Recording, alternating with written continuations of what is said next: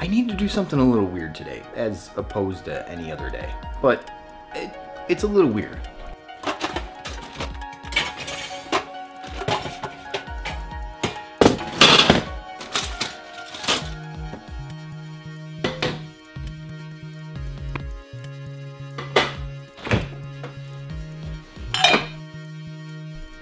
I have just a little bit of maple syrup here. This is homemade maple syrup, but I don't think I reduced it down enough. So I'm gonna dump it into the pot and reduce it down more. Hopefully I don't screw stuff up.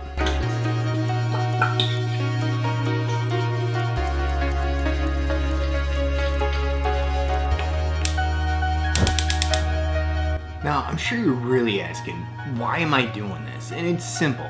Like I said, I really didn't boil and reduce everything down enough. You're supposed to bring it to a boil, and then you're supposed to let it get to, I forget, I gotta look at my video. Check my video out, wherever the link is, in the description, if I remember.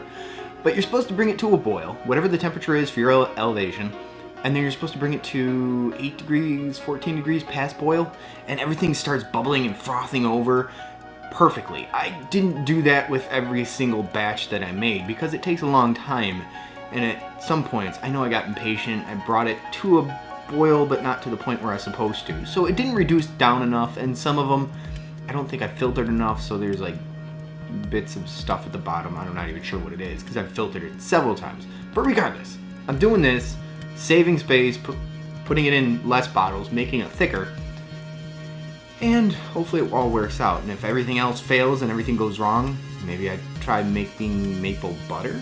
I'm not too sure. We'll see. Yeah, but when you start to see bubbles like that, it's getting pretty close. And you'll know when it happens because those bubbles are just going to cover the entire thing.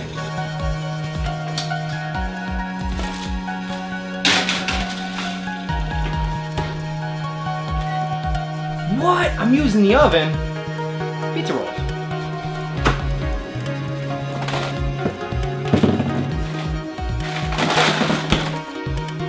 I'll leave that like that. I don't want to open it again.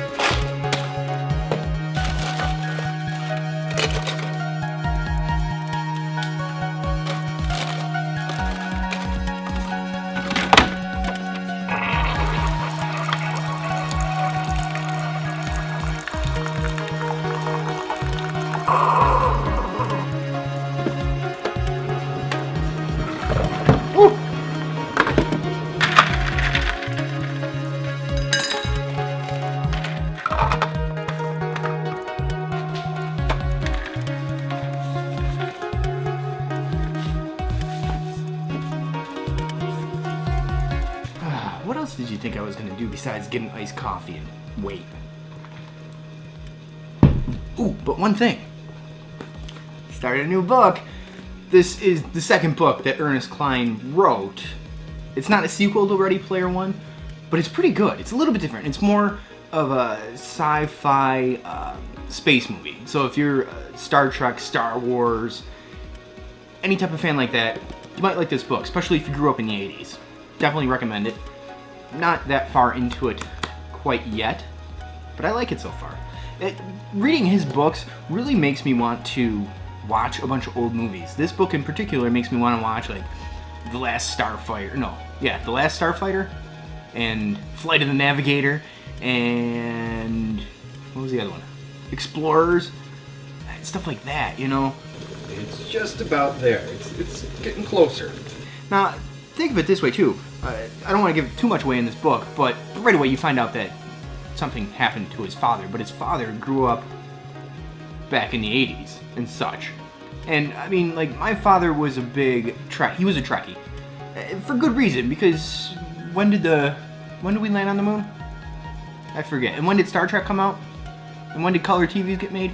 That whole time, all around there. You think about it. I think Star Trek started out in black and white, right? And then it came a TV series, or it was on TV, and then color TV was introduced, and it was like, whoa, one of the first shows you could watch in color, and people got hooked. I don't even think it ran that long. I wonder how many seasons they did, how many episodes.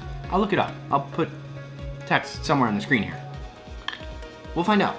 It's just about time to take it out of there. When you start to see it going like that, you can probably take it off about now.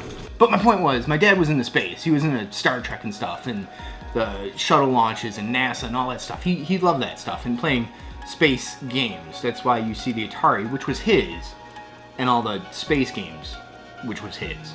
He liked playing that stuff. Now, if you're gonna do something like this, please be careful. I mean, don't stand directly behind this thing in case it dribbles and, you know, I don't want it to burn your legs or feet. I'm gonna put it in this measuring cup just to make it a little bit easier to pour into the, you know, maple syrup bottles themselves.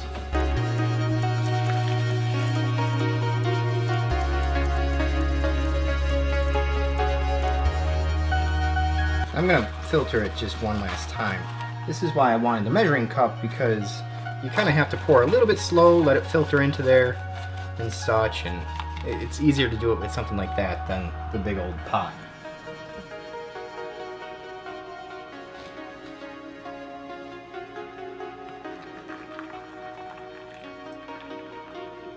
Be careful with this stuff. Everything's gonna be hot.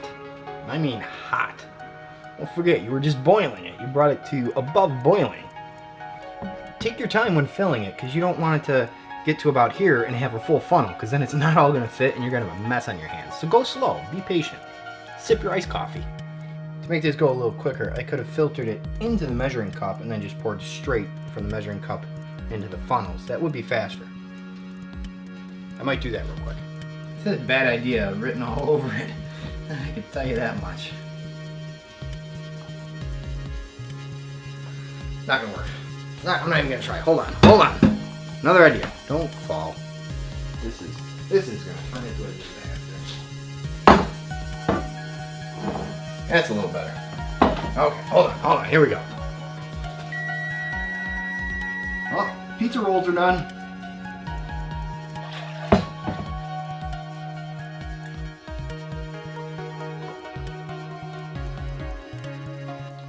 I don't know too much about canning, but I just kind of flip it a little bit. I'm going to leave it like that. I do know hot air expands, cold air contracts, so there's hot air in there now because everything is hot. So I'm just going to let this cool, and it should make a nice seal.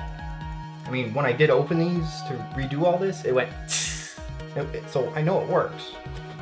This one's not going to, it's not going to work. There's nothing in there. But you see how many bottles I had before and how many bottles I have now? That's a big difference. So I really needed to reduce these down a lot more than what I had. I eliminated like 1, 2, 3, 4, 5, 6, 7 bottles. I needed to reduce it down a lot more. There's something else I need to do with this maple syrup. Let's go do that real quick. But first, we're gonna go grab Steven's wooden MP5 from the barn. Need to grab his MP5 and get back inside. Ooh, it turned out so nice. I like it. I mean, look at that. Can you see that? Ooh, I like it a lot. All right, let's go. This is probably dry enough to at least take this off.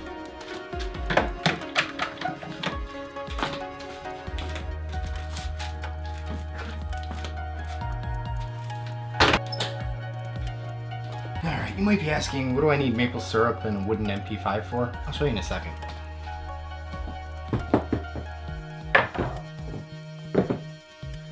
I need to make some thumbnails for the videos for these things. So we're gonna do that now.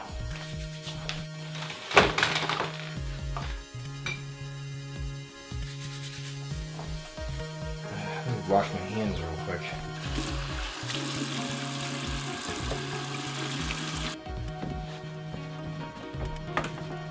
Yeah, I definitely didn't show you this light table yet.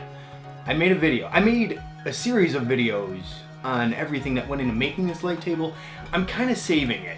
I'm going to save it for after I have surgery to release some videos, just on the off chance that I can't make any videos for the first few weeks after they rip my spine out. I'm thinking a little bit. But this was a pretty cool build, pretty easy build, and it is a build that allows you to make a few other things once you learn how to make this. Keep watching, keep tuned, stay tuned. Look for the link in the description, because once I post this, the link will be in the description for this once I post it. Not yet. Let's get going. I need a few more things. Poster board is one.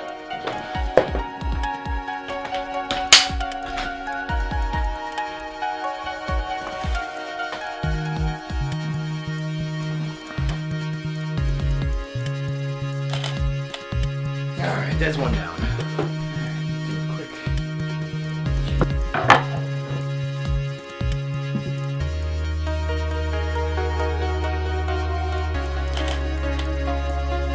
Alright, let's try to set this back up to normal, you know what I mean? Ooh, that was almost a mistake.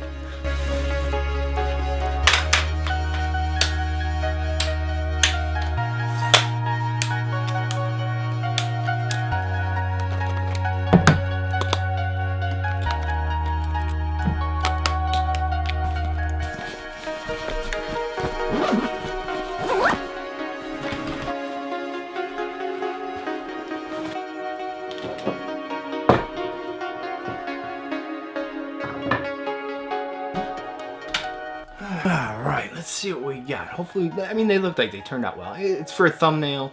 It doesn't have to be for an ad or a commercial or for print or anything. It's for a thumbnail. It's just hopefully, you're like, ooh, click, click, click. Let's see what that is. That's the whole goal.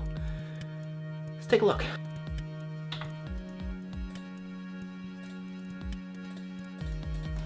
Yeah, I think those will work. I feel like this vlog's running a little long. I mean, it is what it is. Not that it matters too much. So I think the vlog's pretty much over. Unless I do something else tonight. Otherwise, like I said, see you tomorrow.